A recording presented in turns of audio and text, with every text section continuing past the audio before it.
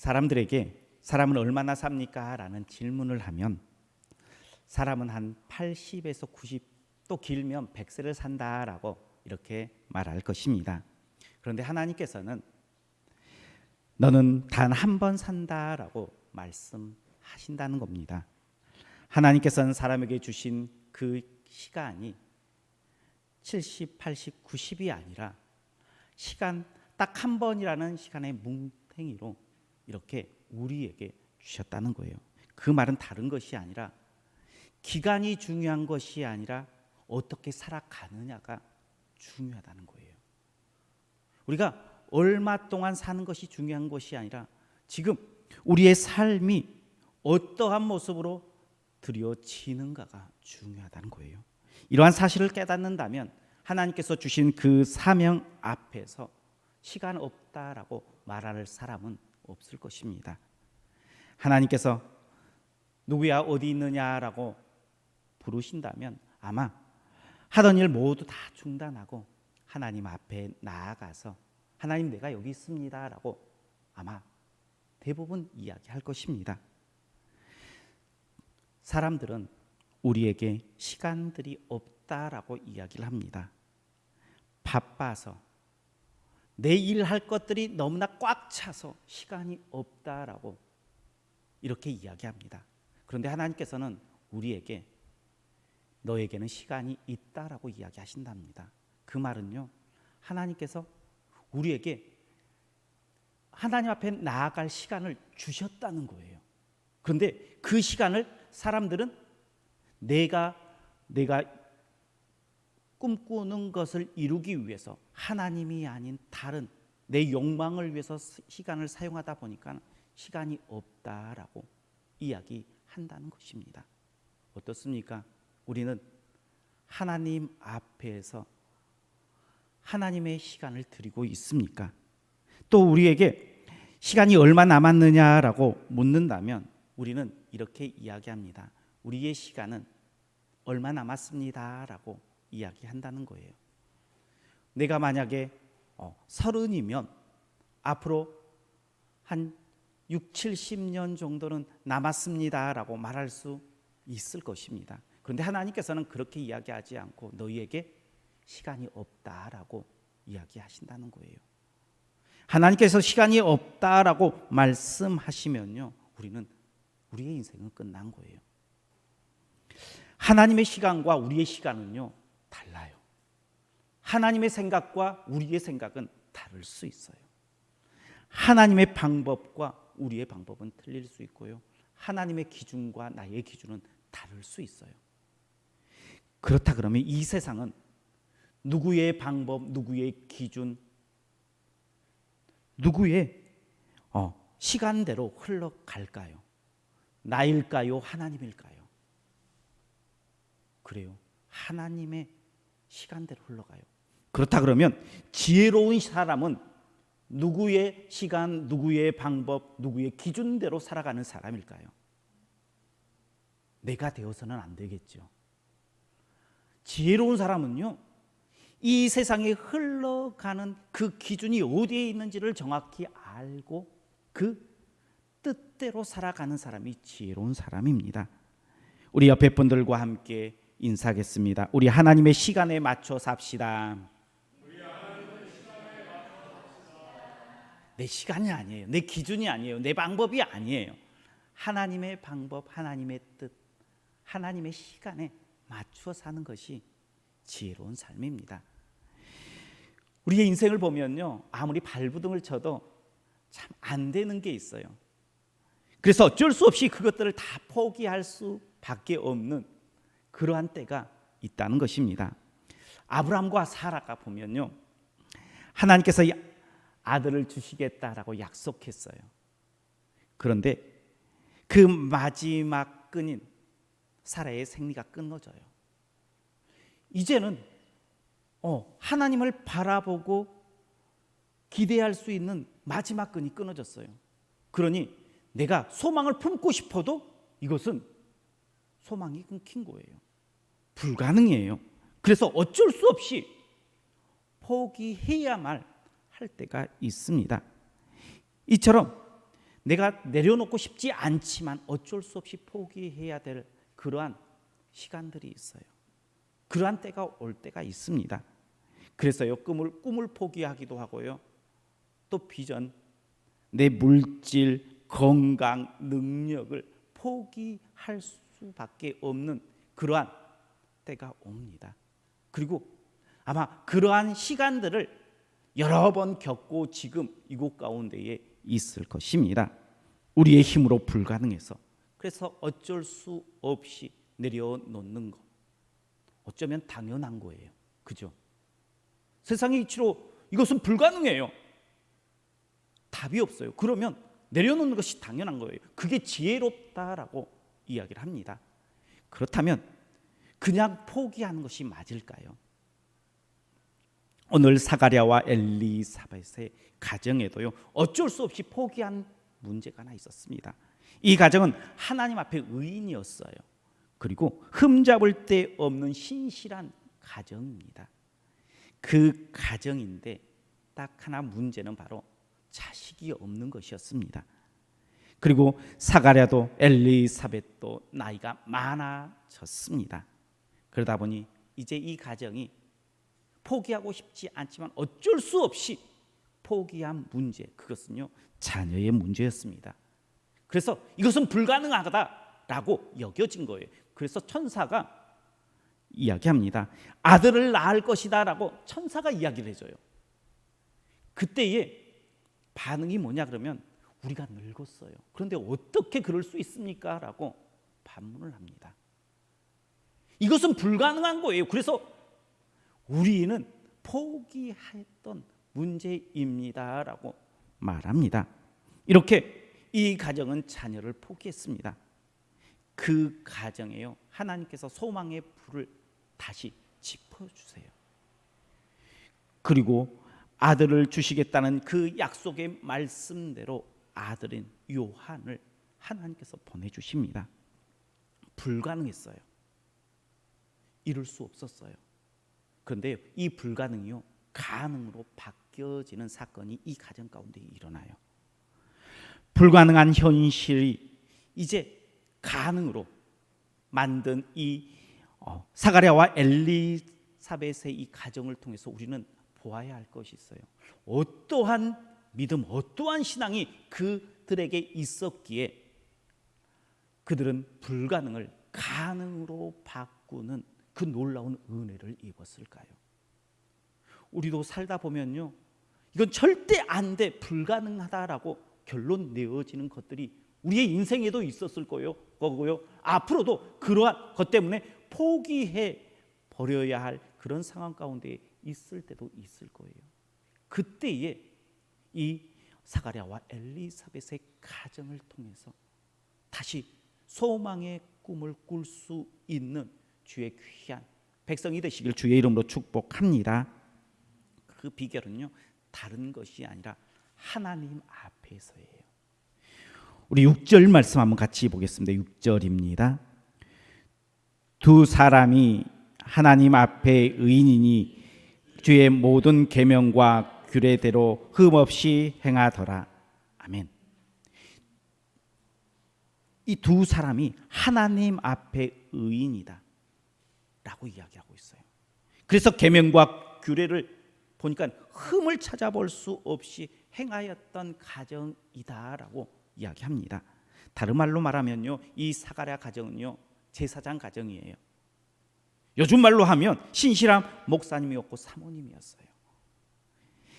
흠을 찾아볼 수 없을 만큼 하나님에게도 인정받았고요, 사람에게도 인정받는 그러한 신실한 가정이었습니다. 누구에게도 존경받는, 인정받는 가정이었습니다. 그런 삶을요, 젊어서부터 쭉 노년에까지 이어왔습니다. 자신이 가장 원하는 기도 제목이었던 자녀를 포기하는 그 순간에도요, 그 믿음이 흔들렸을까요? 흔들리지 않았을까요? 흔들리지 않는 모습으로 하나님 앞에서의 그 신앙을 지켜왔습니다. 하나님 앞에, 그리고 사람 앞에 이렇게 인정받는 사람이었습니다. 하나님 앞에 인정받는 거요 쉽지 않아요. 우리 성도님들은 하나님 앞에 인정받는 게 쉬운 일입니까? 하나님은요 우리의 모든 것들을 다 보시는 분이에요. 우리의 속속히 다 아시는 분이에요. 사람은 속일 수 있어요. 사람은요 조금만 내가 포장을 하고 가면을 딱 쓰면요 아무리 악한 일을 해도요 선한 모습으로 비춰질 수 있어요. 사람을 이렇게 속일 수 있어요. 그러나 하나님은요 절대 속이지 못합니다. 왜 그렇습니까? 하나님은 우리의 중심을 보시는 하나님이에요. 그래서 하나님 앞에 의인, 하나님 앞에 인정받는 그 모습은요 진짜 대단한 사람임을 이야기해주고 있어요. 이렇게 하나님 앞에 인정받는 것이 대단하다라고 이야기하니까는 나하고는 전혀 상관없다라고 생각하시겠습니까? 그런데 하나님께 인정받았던 많은 사람들을 보면요 흠이 없어서 하나님께서 인정하는 것이 아님을 우리는 알 수가 있어요. 하나님 앞에 인정받았던 노아를 보면요 이 노아를 모든 인류를 다 멸할 때에 노아의 가정만 세우셨어요. 노아가 그 당대의 의인이었기 때문이에요. 하나님 앞에 인정받았기 때문이에요. 그런데요 그 노아도요 나중에 술을 마시고 실수해요. 또한 우리가 잘 알고 있는 아브람, 믿음의 조상이에요. 그런 아브람도 하나님 앞에 많은 사람 앞에 실수합니다. 죽음이 두려워서 아내를 누이라 속이는 그러한 죄를 지어요. 그리고요 또 하나님께서 약속해 주셨는데 그 약속인 이삭을 기다리지 못하고 하갈을 취해서 이스마엘을 낳아요. 흠이 없는 게 아니에요. 분명히 흠이 있어요. 다윗은 어때요? 다윗도요 하나님 앞에 인정받고 신실한 사람이에요. 그런데 그 다윗도요 자신에게 충실했던 우리아를요 밧세바 때문에 전쟁 제일 앞에 보내어서 죽게 만들어요. 그리고 하나님께서 기뻐하지 않은 인구조사를 함으로 하나님의 그 징계를 받아요. 하나님께 인정받는 사람이 흠이 없어서 인정받는 것이 아니라 하나님께 인정받을 그러한 삶을 살기 때문이에요. 우리는 다 죄인이에요. 하나님 앞에 흠없이 할 수는 없습니다. 스가랴와 엘리사벳 부부도요 수많은 실수를 했을 거예요. 이 세상에 죄 없는 사람은 없기 때문이에요. 로마서 3장 10절에 보면요 의인은 없나니 하나도 없다라고 말씀하고 있고요. 요한일서 1장 8절에 보면요 만일 우리가 죄가 없다 말하면 스스로 속이고 또 진리가 우리 속에 있지 아니하다라고 말씀하고 있어요. 그래서요 우리는 죄를 짓고 살아갈 수밖에 없는 존재예요. 이 스가랴와 엘리사벳의 가정도요 죄를 짓고 살아갔다는 거예요. 그런데 하나님 앞에서 의인이었다라는 거예요. 분명한 것은요 그들도 죄를 짓고 우리도 죄를 지어요.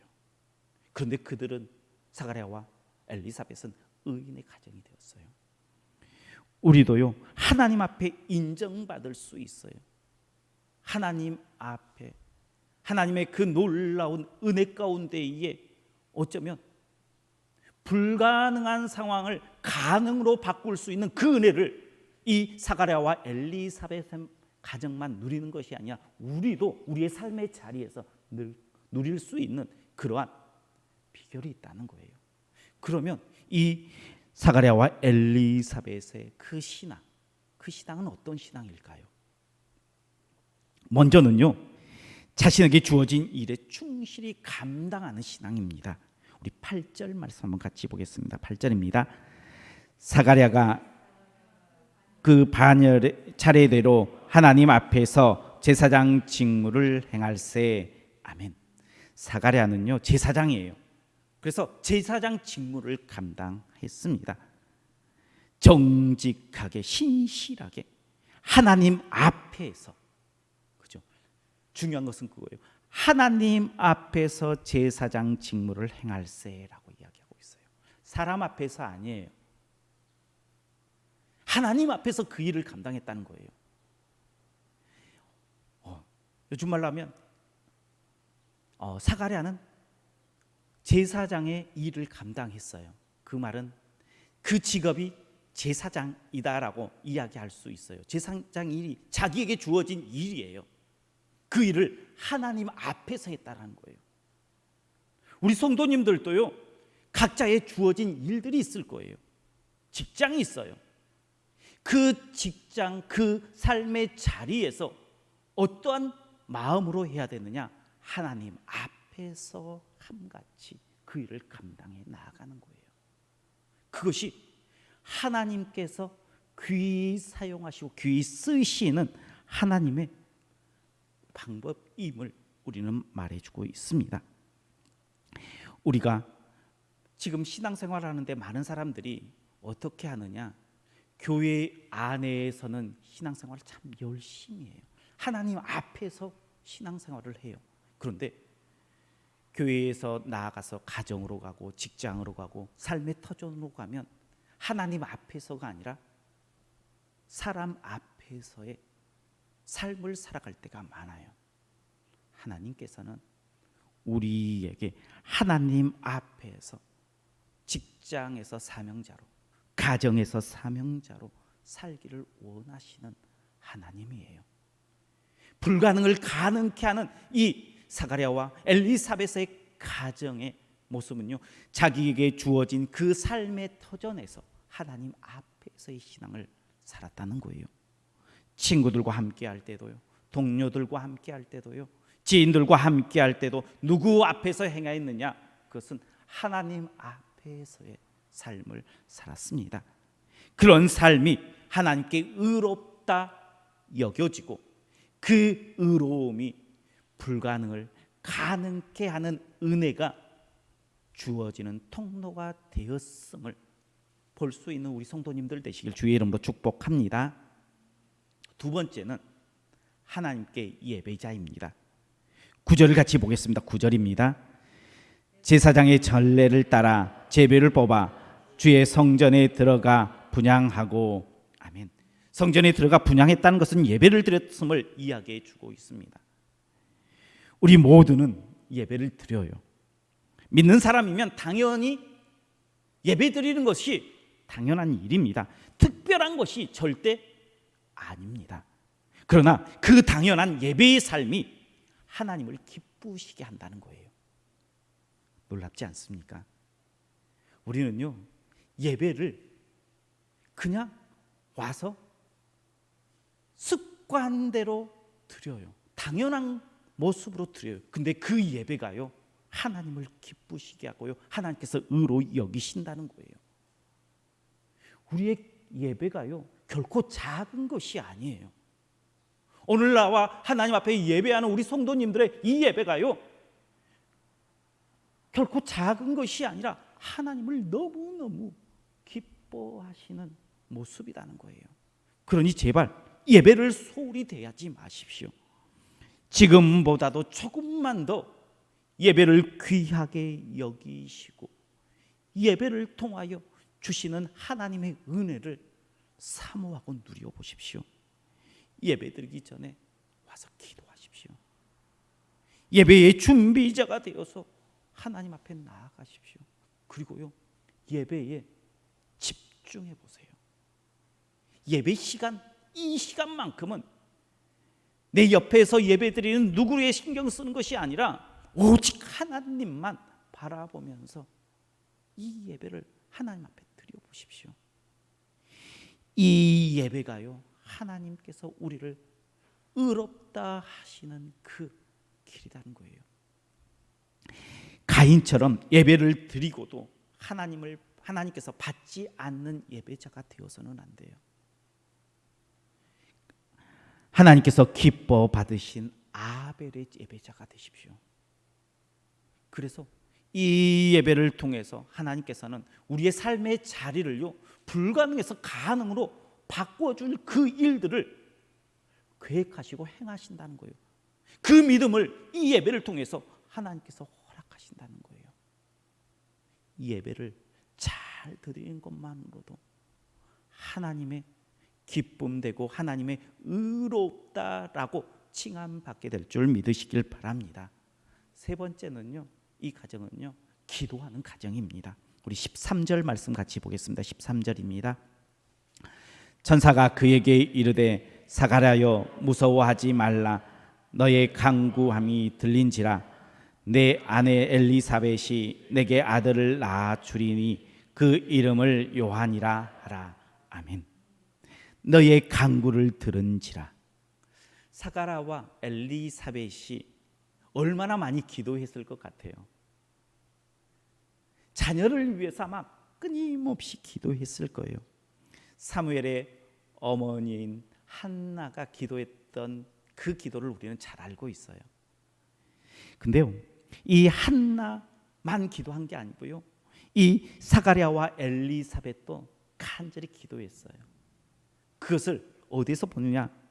천사가 그에게 이르되 사가랴여 무서워하지 말라. 너의 간구함이 들린지라. 너의 간구함이, 너의 기도가 하나님 앞에 상달되었다라고 말씀해 주고 있습니다.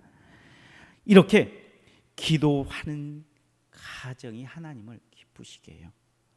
그런데 기도 우리 해야 된다라는 걸 너무나 많이 들었어요. 어떻게 보면 당연한 것입니다. 그런데 하나님께서는 이 뻔한 답인 기도를 통해서 우리에게 불가능을 가능으로 바꾸신다라는 사실을 우리는 알아야 합니다. 기도하지 않으면요, 될 것 같아도 안 돼요. 기도하면요, 안 될 것 같은 것도 되어져요. 이게 하나님의 법칙이에요. 너희 간구함이 들린지라를 기억하십시오. 불가능을 가능케 만드는 것은요, 특별한 비결이 있는 것이 아니에요. 우리가 너무나 잘 알고 있는 답에 있다는 거예요. 하나님 앞에서 우리가 우리의 삶의 터전에서 하나님 앞에서의 삶을, 그 일상을 살아가는 것, 우리 너무나 많이 들어왔어요. 그죠? 하나님 앞에 예배자가 되어지는 것, 우리가 일주일이면 몇 번씩 예배를 드리기도 하고요, 1년이면 수십 번씩 예배를 드려요. 그런 그 예배를 통해서 하나님께서는요, 우리를 기뻐 받으시고 의롭다 칭하신다는 거예요. 우리는 기도에 하나님의 능력이 있다는 것 알고 있어요. 하나님께서 계속해서 우리에게 끊임없이 말씀하셨기 때문입니다. 그런데 그러한 단순한 답에 우리를 불가능에서 가능으로 바꿔주신 비결이 있다는 거예요. 많은 사람들은요, 너무 뻔히 아는 답이어서 가지 않아요. 너무 쉬운 길이라서 외면해요. 우리가 잘 알고 있는 나만 장군, 아람군의 나만 장군이요, 엘리사를 찾아가요. 나병을 좀 낫게 해달라고 했을 때에 이 엘리사가 뭐라고 이야기합니까? 요단강에 가서 내 몸을 7번 씻어라라고 이야기해요. 너무나 쉬워요. 그때 나만 장군이 화를 내요. 왜 화를 내요? 이 답이요, 너무나 쉬운 거예요. 그래서 그 신하들이 이렇게 이야기합니다. 이보다 더 큰 일을 행하라고 하면 행하지 않겠습니까? 더 어려운 답을 주면 당신이 그것을 안 하겠습니까? 라는 거예요. 너무나 쉽기 때문에, 너무나 뻔한 거기 때문에 내가 이 일을 무시할 때가 많다는 거예요. 우리의 삶이요, 불가능에서 가능으로 바뀌어지는 이 순간이요, 답은 너무나 단순해요. 하나님 앞에서예요. 하나님 앞에서 이 일상을 살고요, 예배를 하나님 앞에서 온전함으로 드리고요, 하나님 앞에 기도자가 되어지는 거예요. 너무나 잘 알고 있는 거잖아요.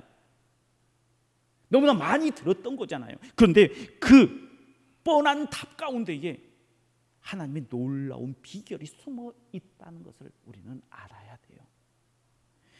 그래서 이 간단한 진리를 깨닫고 우리의 삶 가운데에 불가능이라 여겼던 그 일들이 이제는 하나하나 가능으로 바뀌어져서 역전시켜 주시는 하나님, 우리의 문제를 풀어주시는 하나님, 어둠 가운데 빛을 비춰주시는 그 하나님의 은혜를 누리고 감격함으로 하나님 앞에 나아가는 우리 귀한 성도님들 되시고 우리 교회가 되기를 주님의 이름으로 축원합니다.